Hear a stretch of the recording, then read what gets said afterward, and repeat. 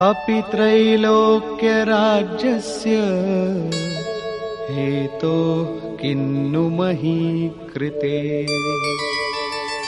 निहत्य धार्तराष्ट्रान्नः का प्रीतिः स्याज्जनार्दन पापमेवाश्रयेदस्मान् హత్వైతానాతతాయినః.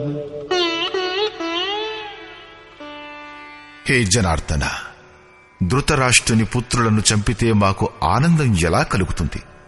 ధృతరాష్ట్ర అంటే దృష్టత యొక్క రాష్ట్రం అని అర్థం. దాని వలన ఉత్పన్నమైన మోహరూపుడైన దుర్యోధనుడు మొదలగు వారిని చంపితే మాకు పాపమే చుట్టుకుంటుంది. జీవన యాపనమనే తుచ్చ లాభానికై అవినీతిని ఆశ్రయించేవారు ఆతతాయిలనబడతారు. కాని వాస్తవానికి ఇంతకన్నా పెద్ద ఆతతాయి ఆత్మ యొక్క మార్గంలో అవరోధాన్ని ఉత్పన్నం చేసేవాడు.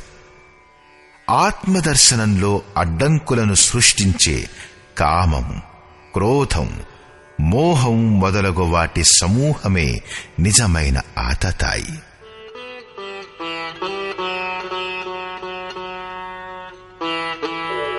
తస్మాన్నార్హా వయం హంతుం ధార్తరాష్ట్రాన్ స్వబాంధవాన్ స్వజనం హి కథం హత్వా సుఖినః స్యామ మాధవ.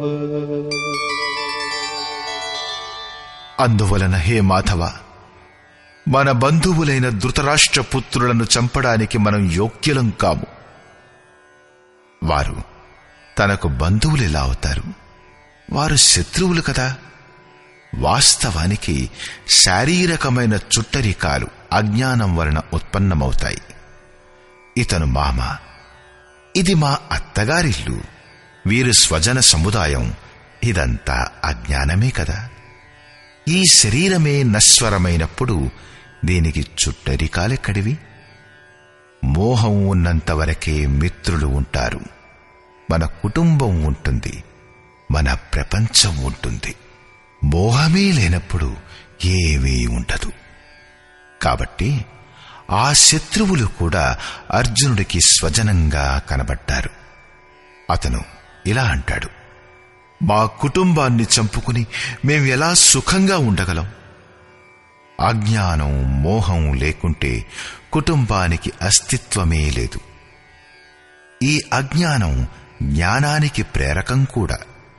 భర్తృహరి, తులసీదాస్ మొదలగు వారికి వైరాగ్య ప్రేరణ భార్యల వలన కలిగితే, మరికొందరు సవతి తల్లుల వ్యవహారంతో ఖిన్నులై వైరాగ్య పదంపై అగ్రేసరులవుతూ కనిపిస్తారు. వేపథుశ్చ శరీరే మే రోమహర్షశ్చ జాయతే గాండీవం స్రంసతే హస్తాత్ త్వక్చైవ పరిదహ్యతే న చ శక్నోమ్యవస్థాతుం భ్రమతీవ చ మే మనః. చేతిలో నుంచి గాంధీవం జారిపోతున్నది, చర్మం జ్వలించిపోతున్నది. అర్జునుడికి జ్వరంలాగా వచ్చింది. ఇదేం యుద్ధం? ఇందులో అంతా స్వజనులే ఉన్నారని సంతాపం కలిగింది. అర్జునుడికి భ్రమ కలిగింది. అతను ఇలా అన్నాడు, ఇప్పుడు నిలబడటానికి కూడా అసమర్థుణ్ణైపోతున్నాను. ఇంకా ముందుకు చూడటానికి సామర్థ్యం లేదు.